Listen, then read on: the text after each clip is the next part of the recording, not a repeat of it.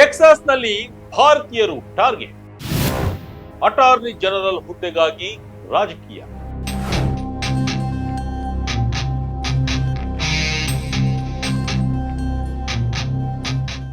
ಅಮೆರಿಕದ ಟೆಕ್ಸಾಸ್ ರಾಜ್ಯ ಅಂದ್ರೆ ನಮಗೆ ನೆನಪಾಗುವುದು ಅಲ್ಲಿನ ಸಮೃದ್ಧಿ, ದೊಡ್ಡ ಕಂಪನಿಗಳು ಮತ್ತು ಅಲ್ಲಿ ನೆಲೆಸಿರುವ ಲಕ್ಷಾಂತರ ಭಾರತೀಯರು.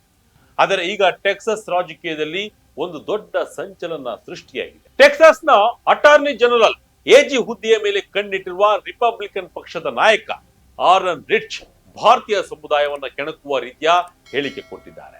ಟೆಕ್ಸಾಸ್ ರಾಜ್ಯವು ಭಾರತ ಅಥವಾ ಪಾಕಿಸ್ತಾನವಾಗೋಕೆ ನಾನು ಬಿಡೋದಿಲ್ಲ ಅಂತ ಅವರು ಗುಡುಗಿದ್ದಾರೆ. ಭಾರತೀಯರನ್ನೇ ಟಾರ್ಗೆಟ್ ಮಾಡಿರುವ ಈ ಬೆಳವಣಿಗೆಗಳ ಬಗ್ಗೆ ಸಂಪೂರ್ಣ ವಿವರ ಇಲ್ಲಿದೆ. ಇದು ವಿಜಯ ಕರ್ನಾಟಕ ಇಂಟರ್ನ್ಯಾಷನಲ್ ಯೂಟ್ಯೂಬ್ ಚಾನಲ್. ನಾನು ನಿಮ್ಮ ಶಂಕರ್ನ ಹೆತ್ತು. H1B ವೀಸಾ ಅಗ್ಗದ ಕಾರ್ಮಿಕರ ಹಗರಣ. ಟೆಕ್ಸಾಸ್ ಭಾರತವಲ್ಲ ಎಂದ ಆರನ್ ರೈಟ್ಸ್ ರವರು ಸಾಮಾಜಿಕ ಮಾಧ್ಯಮ ಎಕ್ಸ್ ನಲ್ಲಿ ಕೇಳಲಾದ ಪ್ರಶ್ನೆಯೊಂದಕ್ಕೆ ಉತ್ತರಿಸುತ್ತಾ ಕಿಡಿಕಾರಿದ್ದಾರೆ. ಟೆಕ್ಸಾಸ್ ನಲ್ಲಿ ನಡೆಯುತ್ತಿರುವ ಭಾರತೀಯರ ಆಕ್ರಮಣದ ಬಗ್ಗೆ ನೀವು ಏನು ಮಾಡುತ್ತೀರಿ ಎಂಬ ಪ್ರಶ್ನೆಗೆ ಅವರು ಅತ್ಯಂತ ಕಟುವಾದ ಉತ್ತರ ಕೊಟ್ಟಿದ್ದಾರೆ. ಅವರು ಹೇಳಿದ್ದೇನು ಗೊತ್ತಾ?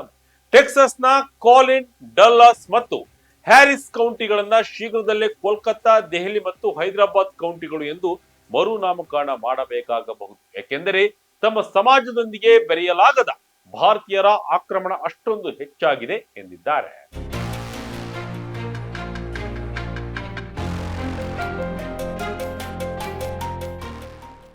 ಇದು ಖಂಡಿತ ಬರೀ ವ್ಯಂಗ್ಯದ ಮಾತುಗಳಲ್ಲ. ಬದಲಿಗೆ ಅಮೆರಿಕದಲ್ಲಿ ನೆಲೆಸಿರುವ ಭಾರತೀಯ ಮೂಲದ ಜನರ ವಿರುದ್ಧದ ನೇರ ವಿರೋಧ ಎನ್ನಲಾಗುತ್ತಿದೆ. ರೆಡ್ಜ್ ಪ್ರಕಾರ ಜಾಗತಿಕ ಕಂಪನಿಗಳು ಟೆಕ್ಸಾಸ್ನ ಆರ್ಥಿಕ ಲಾಭವನ್ನ ಪಡೆಯಲು ಭಾರತೀಯರನ್ನ ಇಲ್ಲಿಗೆ ತರುತ್ತಿವೆ. ಆರನ್ ರಿಚ್ ರವರ ಆಕ್ರೋಶ ಕೇವಲ ಜನರ ಮೇಲಲ್ಲ, ಬದಲಿಗೆ ಅಮೆರಿಕದ ಉದ್ಯೋಗ ನೀತಿಯ ಮೇಲೂ ಇದೆ. ಅವರು H1B ವೀಸಾ ವ್ಯವಸ್ಥೆಯನ್ನ ಒಂದು ದೊಡ್ಡ ಹಗರಣ ಅಂತ ಕರೆದಿದ್ದಾರೆ.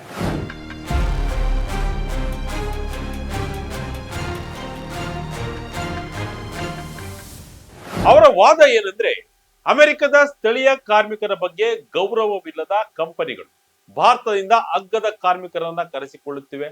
ಈ ಎಲ್ಲವನ್ನ ತಾನು ರದ್ದುಗೊಳಿಸುತ್ತೇನೆ ಅಂತ ಅವರು ಭರವಸೆ ಕೊಟ್ಟಿದ್ದಾರೆ. ಅಷ್ಟೇ ಅಲ್ಲ, ತಾವು ಅಟಾರ್ನಿ ಜನರಲ್ ಆದರೆ ಟ್ರಂಪ್ ಆಡಳಿತದೊಂದಿಗೆ ಕೈ ಜೋಡಿಸಿ ಪ್ರತಿಯೊಂದು ಲೀಗಲ್ ಪೇಪರ್ ವರ್ಕ್ ಅನ್ನ ಮರುಪರಿಶೀಲಿಸುವುದಾಗಿ ಹೇಳಿದ್ದಾರೆ.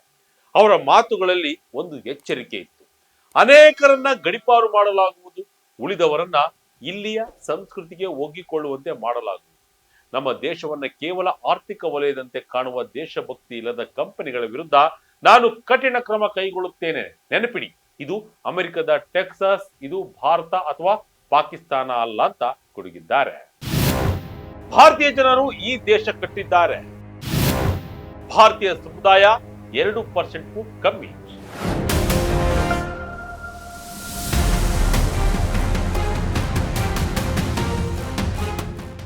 ರೆಡ್ಸ್ ಅವರ ಈ ಹೇಳಿಕೆ ಟೆಕ್ಸಾಸ್ ನಲ್ಲಿರುವ ಭಾರತೀಯ ಸಮುದಾಯದಲ್ಲಿ ತೀವ್ರ ಆಕ್ರೋಶಕ್ಕೆ ಕಾರಣವಾಗಿದೆ.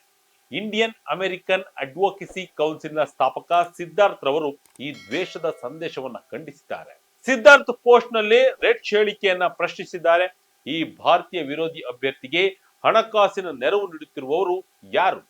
ಡಲ್ಲಾಸ್ ಮತ್ತು ಹ್ಯಾರಿಸ್ ಕೌಂಟಿಗಳನ್ನ ಇವತ್ತು ಆರ್ಥಿಕವಾಗಿ ಅಭಿವೃದ್ಧಿ ಹೊಂದುತ್ತಿದ್ದರೆ ಅದಕ್ಕೆ ಕಾರಣ ಪ್ರತಿಭೆ ಮತ್ತು ಕಾನೂನುಬದ್ಧವಾಗಿ ಬಂದ ಬಂಡವಾಳವೇ ಹೊರತು ಯಾವುದೇ ಜನಾಂಗೀಯ ಪಿತೂರಿ ಅಲ್ಲ ಎಂದಿದ್ದಾರೆ. ಇನ್ನೊಂದೆಡೆ ವಲಸೆ ಕಾನೂನು ತಜ್ಞರಾದ ಸ್ಟೀವನ್ ಬ್ರೌನ್ ರವರು ಅಂಕಿಅಂಶಗಳನ್ನು ಸಮೇತ ರಿಚ್ ರವರಿಗೆ ತಿರುಗೇಟು ಕೊಟ್ಟಿದ್ದಾರೆ. ಟೆಕ್ಸಾಸ್ನ ಒಟ್ಟು ಜನಸಂಖ್ಯೆಯಲ್ಲಿ ಭಾರತೀಯರ ಪಾಲು 2%ಕ್ಕಿಂತಲೂ ಕಡಿಮೆ. ಕೇವಲ 2%ಕ್ಕಿಂತಲೂ ಕಡಿಮೆ ಇರುವ ಜನರನ್ನ ಆಕ್ರಮಣಕಾರರು ಅಂತ ಕರೆಯೋದು ಕೇವಲ ರಾಜಕೀಯ ಲಾಭಕ್ಕಾಗಿ ಮಾಡುವ ದ್ವೇಷದ ಭಾಷಣ ಅಂತ ಅವರು ಟೀಕಿಸಿದ್ದಾರೆ.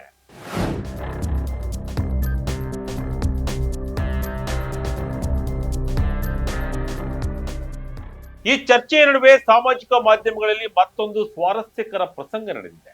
ಒಬ್ಬ ಭಾರತೀಯ ಮೂಲದ ವ್ಯಕ್ತಿ ನನ್ನ ಜನ ನನ್ನ ದೇಶವನ್ನ ಕಟ್ಟಿದ್ದಾರೆ ಅಂತ ಹೆಮ್ಮೆಯಿಂದ ಪ್ರತಿಕ್ರಿಯಿಸಿದ್ದರು. ಇದಕ್ಕೆ ಕೆಲವರು ವ್ಯಂಗ್ಯವಾಗಿ ಉತ್ತರಿಸಿದ್ದಾರೆ. ನಿನ್ನೆ ಒಂದು ಪಾರಿವಾಳ ಬಂದು ತಾನು ಟೈರಾನೋಸರಸ್ ರೆಕ್ಸ್ ದೈತ್ಯ ಡೈನೋಸರಸ್ಗೆ ದೂರದ ಸಂಬಂಧಿ ಎಂದು ಹೇಳಿಕೊಂಡಿತ್ತು. ತಾನು ಪ್ರಭಾವಿತನಾಗಿದ್ದೇನೆ ಎಂದು ಅದು ಭಾವಿಸಿತ್ತು. ಆದರೆ ನನಗೆ ನಗು ತಡೆಯಲಾಗಲಿಲ್ಲ ಎಂದು ಲೇವಡಿ ಮಾಡಿದ್ದಾರೆ. ಅಂದರೆ ಭಾರತೀಯರು ಅಮೆರಿಕವನ್ನ ಕಟ್ಟಿದ್ದೇವೆ ಎನ್ನುವುದು ಪಾರಿವಾಳ ತನ್ನನ್ನ ಡೈನೋಸರಸ್ ಎಂದು ಕರೆಸಿಕೊಳ್ಳುವುದಷ್ಟೇ ಹಾಸ್ಯಾಸ್ಪದ ಎಂಬುದು ಟೀಕಾಕಾರರ ವಾದ.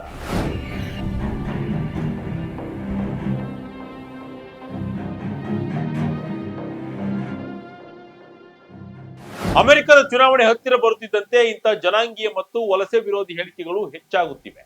ಟೆಕ್ಸಾಸ್ನಲ್ಲಿ ಭಾರತೀಯರು ಸಾಫ್ಟ್ವೇರ್, ವೈದ್ಯಕೀಯ ಮತ್ತು ವ್ಯಾಪಾರ ಕ್ಷೇತ್ರಗಳಲ್ಲಿ ದೊಡ್ಡ ಕೊಡುಗೆ ನೀಡಿದ್ದಾರೆ.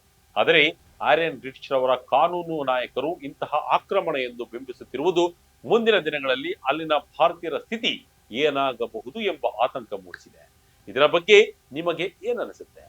ಭಾರತೀಯರ ಶ್ರಮ ಟೆಕ್ಸಾಸ್ನ ಅಭಿವೃದ್ಧಿಗೆ ಕಾರಣವೇ, ಅಥವಾ ರಿಚ್ ಹೇಳುವಂತೆ ಇದು ಸ್ಥಳೀಯರ ಉದ್ಯೋಗದ ಕಸಿದುಕೊಳ್ಳುವ ತಂತ್ರವೇ?